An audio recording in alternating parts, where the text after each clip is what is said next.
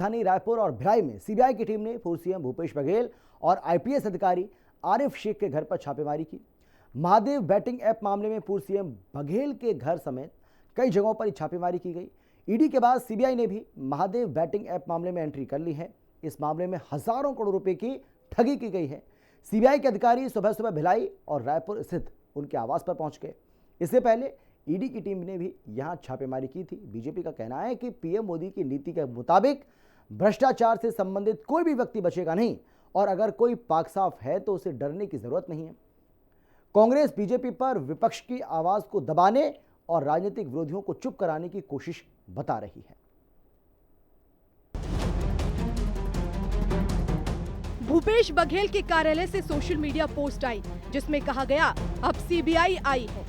आगामी 8 और 9 अप्रैल को अहमदाबाद में होने वाली एआईसीसी की बैठक के लिए गठित ड्राफ्टिंग कमेटी की मीटिंग के लिए आज पूर्व मुख्यमंत्री भूपेश बघेल का दिल्ली जाने का कार्यक्रम है।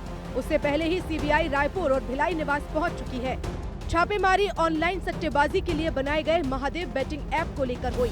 इस पर users poker, card games, chance games नाम से लाइव गेम खेलते थे। ऐप के जरिए क्रिकेट, बैडमिंटन, टेनिस, फुटबॉल जैसे खेलों और चुनावों में अवैध सट्टेबाजी की जाती थी।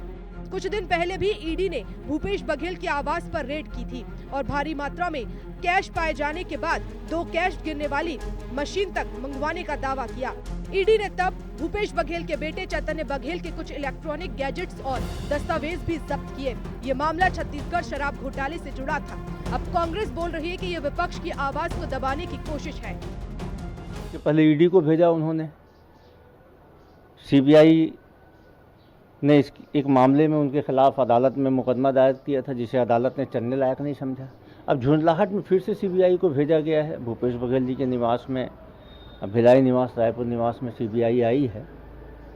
अभी तक ये स्पष्ट नहीं हुआ क्यों आई है, लेकिन ये तो साफ है कि भारतीय जनता पार्टी के इशारे पे केंद्र सरकार के झुंझलाहट से ये सीबीआई आई है। भूपेश बघेल जी जो एआईसीसी का अहमदाबाद अधिवेशन होने वाला है उसकी ड्राफ्ट कमेटी के मेंबर हैं और एआईसीसी के जनरल सेक्रेटरी हैं, पंजाब के इंचार्ज हैं। आज उनका दिल्ली जाने का कार्यक्रम था, तो इन सभी कार्यक्रमों को डिस्टर्ब करने के लिए घबराहट में भारतीय जनता पार्टी ने सीबीआई को भेजा है। सीबीआई अंदर में जांच करी थी।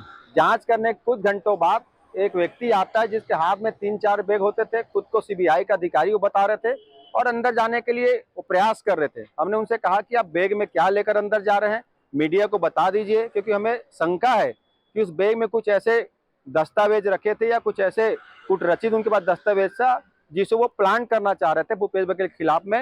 और हमने उसका विरोध किया है और हमने मांग किया कि मीडिया का बता दीजिए, लोकतंत्र का चतुर्थ स्तंभ है, उसे सामने स्पष्ट होना चाहिए। लेकिन सीबीआई के अधिकारियों ने बैग खोलकर नहीं दिखाया। इससे स्पष्ट हो गया है कि भूपेश बघेल के खिलाफ सीबीआई के माध्यम से एक बड़ा षड्यंत्र किया जा रहा है। उस बैग में कुछ ऐसे संदिग्ध वस्तुएं थी जिसे वो भूपेश बघेल के नाम से प्लान करना चाहते हैं, जिसका हमने यहाँ पे विरोध किया है।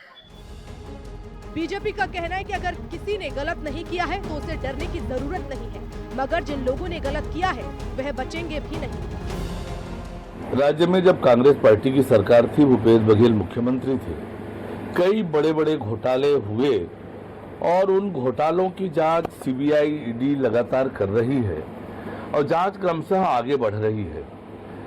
और जांच के क्रम में ही सीबीआई ने आज छत्तीसगढ़ में लगभग 50 अलग अलग स्थानों पर आज जांच के लिए छापामारी की है और उसमें कुछ आईपीएस अफसर हैं, कुछ अन्य अफसर हैं और कुछ राजनेता भी हैं। और इसलिए सीबीआई की ये जो कार्यवाही है ये सामान्य जांच की प्रक्रिया के तहत किया गया है और ये जांच की कंटिन्यूअस प्रक्रिया का एक हिस्सा है। उनको नहीं मालूम है शायद कि आदरणीय नेता प्रतिपक्ष जी ने स्वयं विभिन्न विषयों पर सीबीआई जांच की मांग की है, तो वे बाबा उनको भी विश्वास है, भाई ईडी पर विश्वास है, सीबीआई पर विश्वास है, अब उनको भी विश्वास है। कांग्रेस में कुछ लोग ऐसे हैं जिन्होंने कुछ गड़बड़ किया होगा, वो अविश्वास की बात करते हैं, परंतु कांग्रेस ने सदन में पूरे नेता प्रतिपक्ष जी के साथ सबने मिलकर कहा कि हमको सीबीआई की कुछ विषयों पर जांच चाहिए और उस दिशा में उन्होंने कहा कि नहीं होने से हम मुख्यमंत्री प्रधानमंत्री जी तक भी मिलेंगे। तो उनको अधिकतम लोगों को विश्वास है, ऐसा मैं कह रहा हूँ। भगवान महादेव के नाम पर शुरू किए गए ऐप का एल्गोरिदम इस तरह से बनाया गया कि ऐप में पैसा लगाने वाले केवल 30% लोग ही जीते। महादेव बेटिंग ऐप के ब्रांच को सौरभ चंद्राकर और रवि उप्पल फ्रेंचाइजी के रूप में बेचते थे। फायदे का 80% दोनों अपने पास रखते थे। जनता कंगाल होती गई और महादेव ऐप से जुड़े लोग अरबपति। बीजेपी ने आरोप लगाया कि महादेव ऐप से ज्यादातर कांग्रेस नेता जुड़े हुए हैं। आज पूर्व मुख्यमंत्री भूपेश बघेल दिल्ली के दौरे पर जाने वाले थे। गुजरात में जो अधिवेशन होना है उसकी एक बड़ी बैठक जो है वो रखी गई थी, लेकिन क्या अब पूर्व मुख्यमंत्री भूपेश बघेल दिल्ली दौरा कर पाएंगे? क्या कुछ सीबीआई के हाथ में लगता है? क्या दस्तावेज अंदर से निकलकर बाहर आते हैं? ये देखना होगा। निशा द्विवेदी, हिंदी खबर, छत्तीसगढ़, रायपुर। यूपी में गाजियाबाद के टीला मोड़